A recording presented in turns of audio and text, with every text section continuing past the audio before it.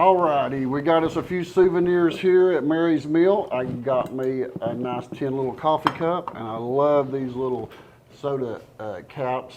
That's knee-high Dr. Pepper, a magnet, a postcard, and Jody wanted this wetted. I have no idea what it is, but she seems to know.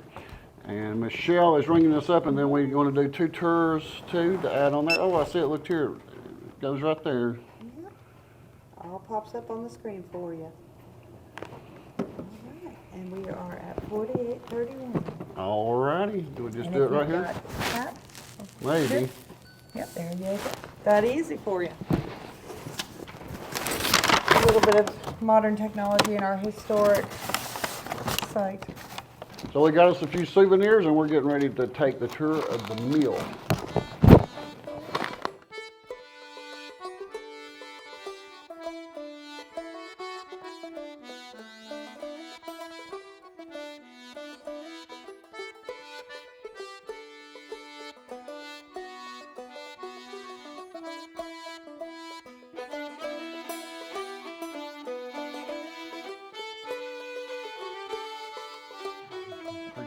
Hello everyone, this is John Ward of the Appalachian Channel, and we're excited to be at Mary's Mill today. We're going to go through the general store and the mill over here, and this is Jennifer. She's the site manager, and she's going to take us on a tour. Yep. So our company was founded in 1873, so we turn 150 years old this year. We have 24 and a half of the original buildings, 3 of which are open to the public, and so I'm happy to show you guys around the 2 that are here. All right, what we're going to do first? We're going to do the mill? Yep, let's go to the mill first. All right, let's go check the mill out. But I got to go open it. Ta-da! So this is interesting right here. I guess these were the scales where they weighed the grain or the corn or... Yep, your day at Murray's Mill would start here. You would bring your corn and your wheat in either your truck or your wagon, depending on what year it is, and unload it on the scale.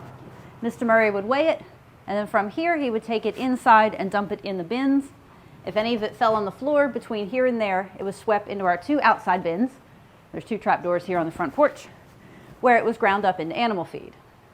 The Murrays didn't want any of your crop to go to waste, so if people couldn't eat it, then the animals could. Animal feed came through this downspout. There are nails on the bottom where you can hang your sack. So, sack on the nails, pull out the little door. Once your sack is full, close the door, tie it off, weigh it on the scale, and discuss payment. Now, Mr. Murray took a number of different forms of payment. You could pay with cash, which got you the best rate. You could pay with credit, which got you the worst rate. You could barter and leave some of your crop behind, or you could do manual labor. The records show that somebody finished off some lumber for Mr. Murray, and somebody else did some repairs on his wagon. So he was willing to take whatever it was you had to offer. And at the moment the scale does not work. I need to get one of my guys to fix it. Something is loose. So, but as my grandfather would say, it's mechanical, which means you can fix it. So we talked about Mr. Murray's bins. His bins are located downstairs in the basement. And this is the only way into the bin. The only way out of the bin is a little hole down at the bottom. Oh, wow. How about that? Now, each bin holds 1,500 bushels, and when the 1940 flood came through, all 3 bins were full. And Mr. Murray had 90,000 pounds of soaking wet grain. And he was afraid that the fermenting wheat would get too hot and catch the building on fire. So it took him 5 days by bucket to clean out these 3 bins. And what he did with the fermenting wheat is not part of the story. Let's see, so there are 2 bins right here for wheat, 1 bin back here for corn, because Mr. Murray processed a lot more wheat than he did corn. So Mr. Murray would dump your corn back here in the bin. Elevators in these shafts made of cups on belts. Cups on belts. Scoops your corn up from the basement, carries it all the way upstairs to the attic, to the cleaning machine, and that takes out all of the dead bees, the little black pieces, and the other stuff that you don't want in your cornmeal. From there, it's stored in a bin on the 2nd floor, and it comes down the shaft and into the top of the grindstones. Now, through the grindstones, it comes out into the trough in the corner. You get 3 products from corn. You get cornmeal, grits, and chicken scratch. And when it comes out of the stones, it's all mixed together, and so it has to be sifted. So we take it and scoop it in the back of our bolter. That's this red machine. Now this one is electric, but the original one was powered by the water wheel. There's a screen in the top, like the screen on your window, and only the cornmeal is small enough to fit through it. It comes down to the front, where it's bagged up for customers. The grits and the scratch come out a shaft over here on the side, and then we have another screen that we put in it to sift grits. And you guys know what grits are, right? Yes. Okay, good. Do you know what chicken scratch is? Yes. The chicken scratch is the outside hull that gets caught in your teeth when you eat popcorn, and the hard part of the kernel where it's attached to the cob. And the farmers would use it to line their chicken coops because it makes it easier to clean. Now, a question, did he buy the corn and then sell the milled products, or did he mill products for people? Both. Both, okay. Both. And mostly he took a barter. He worked on the barter system. So you would bring him however many bushels of corn. He would grind it up and then keep part of that cornmeal as payment. Do I have it here? Oh, where is it? So he has what is called a toll box. Where's my fake toll box? There it is. Ugh. That's it. So this is our fake toll box. We do actually have the real toll box. He is safely over in the general store. So Mr. Murray would grind your corn, and then he would take a scoop out of your sack. That was his toll. Or 2 scoops, or whatever the current toll was. And then that was what he kept, and he would resell it. That's what he, instead of charging a dollar amount or so much, he took. Yeah. Okay, that's interesting. Now, the real toll box is actually bigger than this one. We knew that it was around, but we didn't know who had it because it wasn't with the mill. And so one of my volunteers was able to find it about 9 years ago and asked the family, can we borrow it? And they said, yeah, as long as y'all take care of it, you can borrow it. Okay. So when we actually got the real one here, we saw how big it was. Like, I can't even hold the real one. It's probably about this high and maybe about that wide. He would take that much out of each bag? Mm-hmm. So, okay. Or depending on what the going rate was. Now, this is interesting here. Oh,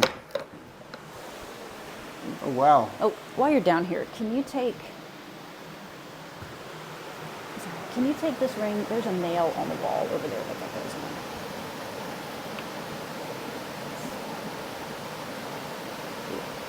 Yep, thank you. That wheel is huge. Yep, it's 28 feet high and 4 feet wide. Wow. So that's the original wheel that was manufactured, or they make another one at some point? Both. Both. So our original wheel was 22 feet high and 6 feet wide. In 1940, Mr. Murray added 6 feet to his dam so he could get a bigger wheel. His new wheel was 28 feet high and 4 feet wide and hanging on the side of the building when we got it in 1980. But the buckets, the outside part, was all full of holes, so in 1985, we put new buckets on the original hub and spokes. And the lifespan of your steel water wheel is still only 35 years, whether you use it or not. If you use it, it rusts evenly. If you don't use it, it rusts in spots. So if you look at ours, you can see the giant holes where it rusted in spots. So we are currently raising money to get new buckets to put on our original hub and spokes. Plus the flume has a giant hole in the back of it, and so you have more water going over the back of the wheel than you do over the front of the wheel, so it's harder to get the wheel going. So that's part of our repairs as well. Interesting. Yep. See, and we have a GoFundMe. GoFundMe page for people that want to help. Murray's Mill Water Wheel Repairs, okay? Mm-hmm. All right, let me get back over here. Whee. All right, so the corn would come from the shaft, there, which would have been longer, into the hopper. Through the hopper, it falls onto the foot, that's this piece, which directs it into the eye or the center of the stones. Turning of the stones pulls the corn out so that it gets ground up, and then the furniture around the outside catches the corn and directs it out the shaft in the front. If you don't have your furniture sitting perfectly flat, when you turn it on, corn sprays out everywhere. Makes a terrible mess. And just because you think it's flat doesn't mean it thinks it's flat. This is Mr. Murray's original furniture. It is not flat. So do you all actually use this though? Yep, we grind on the third Sunday of the month for fun. Now what powers this? This is all powered by the water wheel. Okay. Everything in the building is run by the water wheel except for the lights. Okay. And for us, the red bolter. Yeah. All right. Well, that's interesting. We might have to come back next time when you're running the mill to see it. Yeah, Then we'll come get a back and better see 'em. idea. That'd be great. Yeah. Now that we know that you still do it, you know. So this set of stones was added in 1913 to grind corn for other bootleggers. So this is the original set, and then this is the new ones. And it's this device it's on. That's to change it out, to move it over, to give you a different. Because we don't run this set of stones, we left it open. Mr. Murray would have had this exact same look here. But since we only run one, we thought we can open this set up so that everybody can see it. Okay. And then we flipped it over so you can see the furrows in the top. But if we were running, it would be flipped over and it would sit a hair's breadth above the bottom stone. Now, I do mean that literally. The miller would take a hair from his head, stick it between the stones, and adjust the height. The actual measurement is about 1/20th of an inch. About that. So, when we're talking about the crane is here so that you can pick the stone up and then you can turn it over so that it can be cleaned and sharpened. These stones weigh about 2,400 pounds, so there's no way the three of us could pick it up. But using the crane, I can do it all by myself. Well, how about that? They turn it to sharpen. So what do they do? Grind this down more in here to sharpen it? Think of it like a pair of scissors. So, like this is your edge, like the Oh, edge okay. on one side of a pair of scissors. Okay. So one side of scissors are not sharp, but when you cut together, when the two edges come together, it is sharp. So you would basically sharpen up this edge and then sharpen up those edges down there. Okay. So they probably sharpened the bottom stone too. Yep. So this allowed this to move it over, and they could do this one the same way with the crane. Yes. Okay. Yes. Now this one, the angle sits, or the hole sits pretty true over top of the center. For this set of stones, it does not. It's about 2 inches off. And so when we go to clean this one, we can't pick it all the way up, otherwise it swings back. And Coley and I are not strong enough to push it and sit it back down. We learned this the hard way. So we have to be a little bit more careful when we're doing that one, if it's just the two of us. If we got somebody else with us. And this is to cut what? Corn and wheat.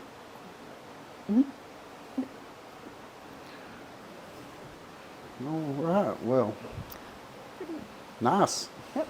Now that's all there is to corn grinding. The rest of the building is devoted to wheat. The wheat. Yep. Okay.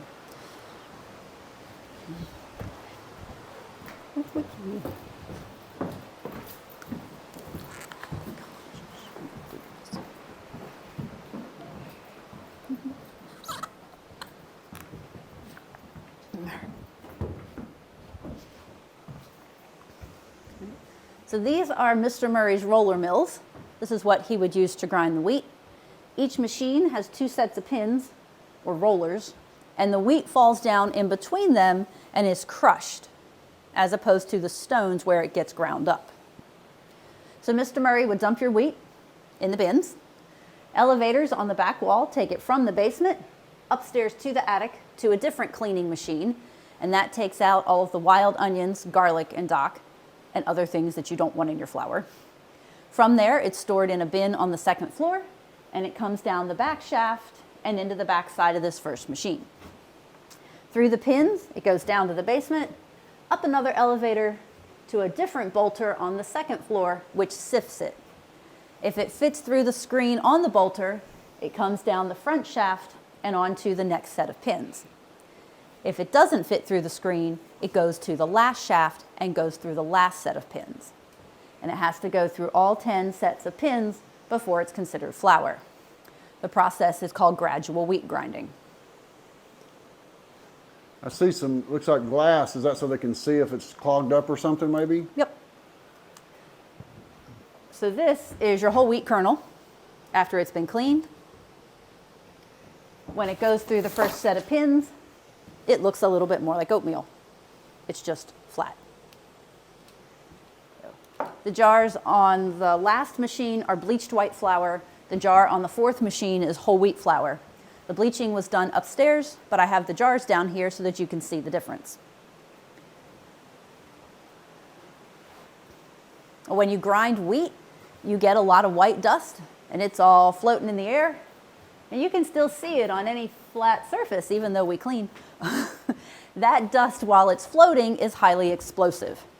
Any little spark, and this whole place goes kaplowy.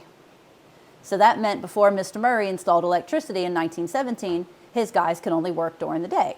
They couldn't have any candles or lanterns because of the open flame. And in the winter, it gets really cold in here because they couldn't have any heat, like a wood stove or a coal stove, again, because of the open flame. And some millers did not allow their workers to wear shoes because the nails in your shoes could spark against the nails on the floor. I haven't heard of Mr. Murray doing that, but I have heard that in other mills. So millers are really worried about this whole explosive thing. So each time it goes through one of these, we go through one, then go through another one? So Another front one. or back, front, back, front, back, front, back, front. Oh, back, wow. I didn't realize it was such a process. It's the same type of thing that modern millers do today.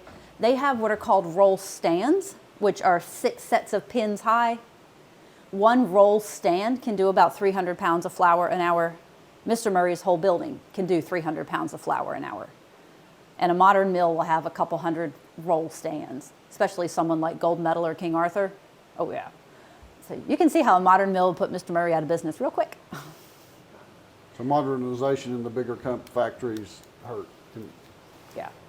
Yeah, I mean, that wasn't the only thing that put us out of business, but that was part of it. All right, yeah. Oh.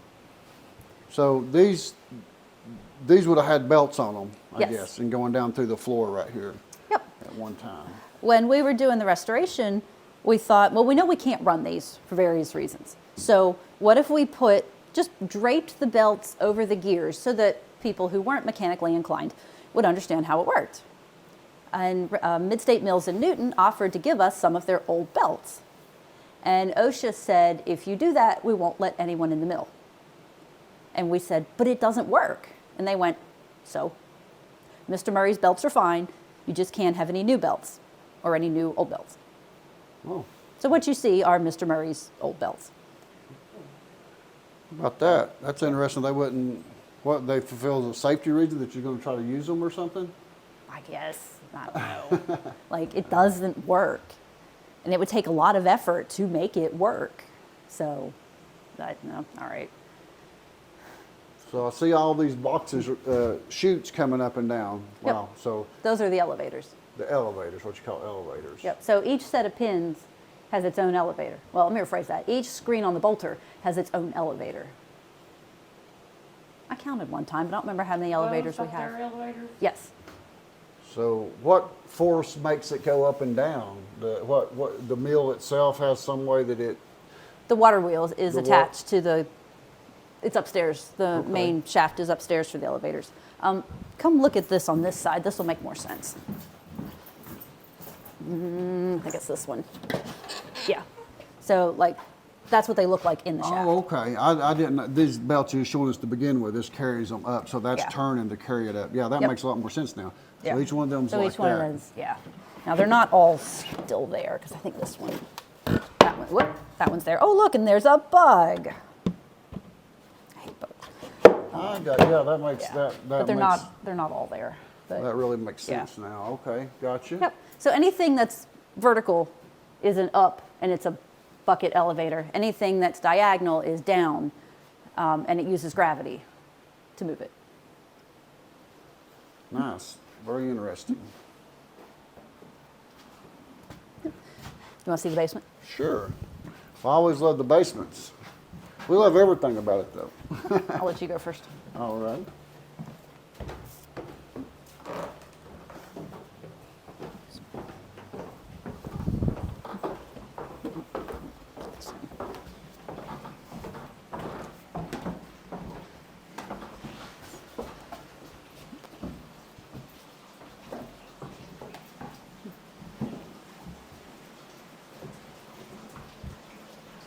Wow. That's So- a lot of goings on there. Yep, so just imagine when Mr. Murray was running, all of these pulleys are turning. All of the gears are turning.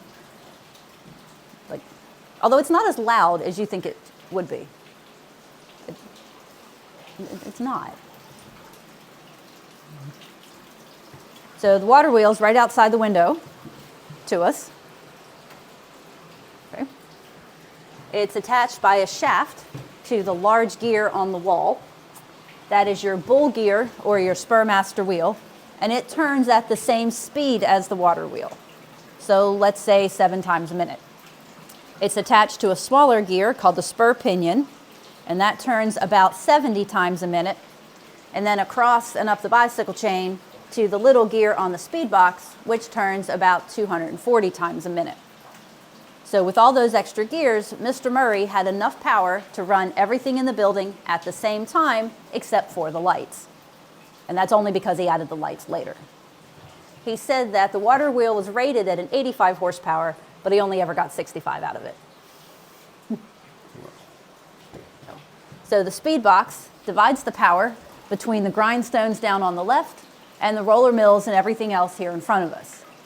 And since we no longer run the roller mills, you can see right by the speed box where the drive shaft has been cut. Like, it's literally cut. But if you follow it across the room and across the stairs, you'll notice that there's a hole in the wall. And originally, the drive shaft went through and powered some of the animal feed machines on the other side. So that meant as the Murrays were going up and down the stairs, they had to step over the spinning drive shaft, which is definitely not safe, especially if you're not wearing any shoes. Yes, well, that's quite an operation right there. Oh, and when we were doing the restoration, we knew we couldn't run the roller mills. We knew we couldn't put the belts on them. We're like, well, what if we take all the belts off and we just let the drive shaft freewheel? Like, that would be cool, so people could actually see it turn. But all of those are Babbitt bearings, so they would have to be leveled, oiled, and replaced. And we just couldn't keep up with the maintenance. Plus, you have this problem, where people can reach it. So, thought, you know what, we're just going to let it sit. I see some of the original wiring right there. Yep. I'll say it was a DC generator, and they have knob and tube wiring. So we just left it. And when we put in our modern electric, I've had people try and buy it off of me.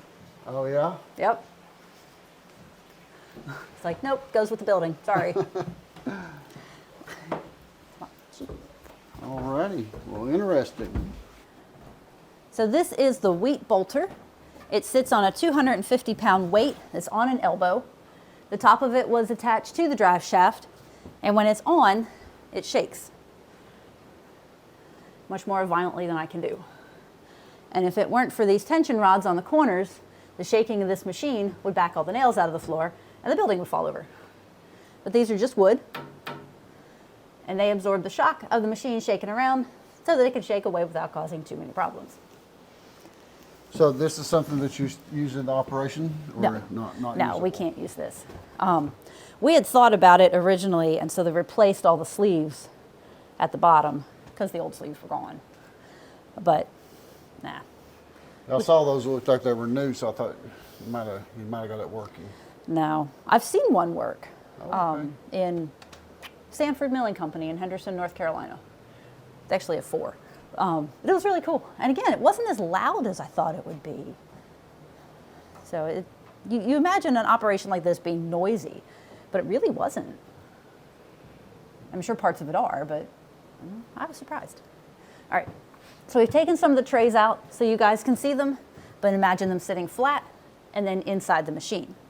So from the roller mill, your wheat would go down to the basement, up an elevator, down the diagonal shaft, and onto the top of the tray. If it fits through the screen on the tray, it bounces down to this end, goes out the holes in the front, and onto the next set of pins. If it doesn't fit through the screen, it goes to the back, goes out the holes in the back, and onto the last set of pins. Does that make a smidge more sense?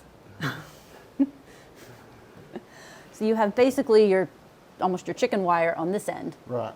And then they all get smaller until you have your flour screen on this end. Okay.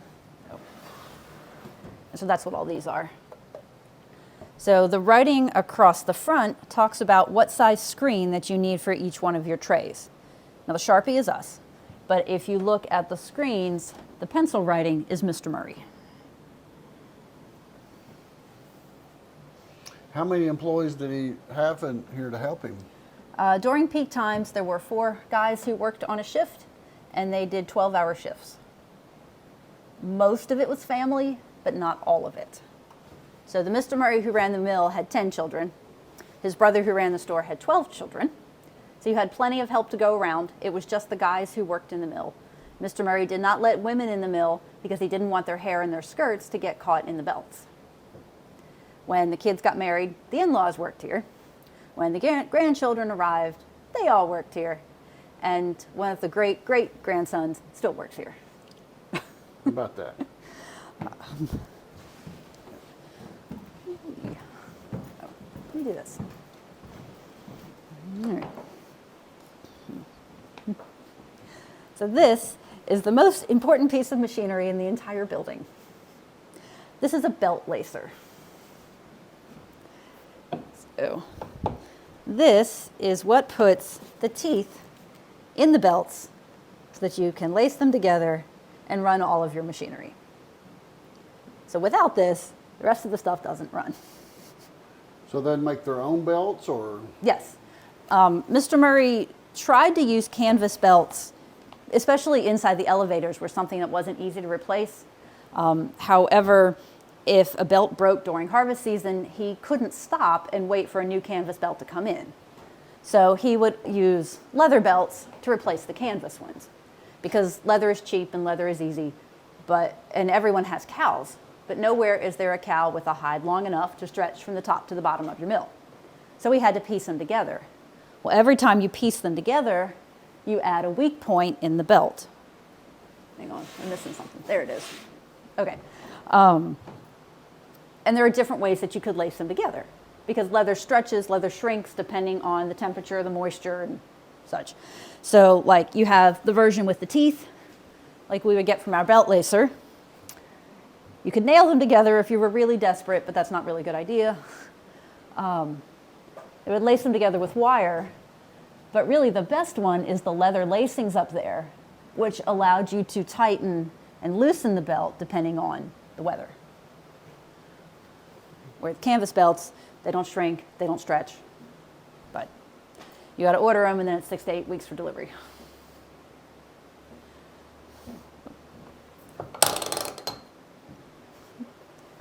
So now behind us here, we have just some of Mr. Murray's tools. As a miller, Mr. Murray had to be able to do a lot of things. He was a carpenter, he built this building. He was a blacksmith, he could make his own nails, though by this point in history he doesn't have to. He was a mechanic, he could take care of his machines. He was a miller, he could grind your grain. He was not a millwright. A millwright is someone who can take your machine and take your building and design all these shafts so that stuff flows from one end to the other. When Mr. Murray ordered his new machines from the Sprout Waldron Company, they would have sent a millwright along with them to help him get set up.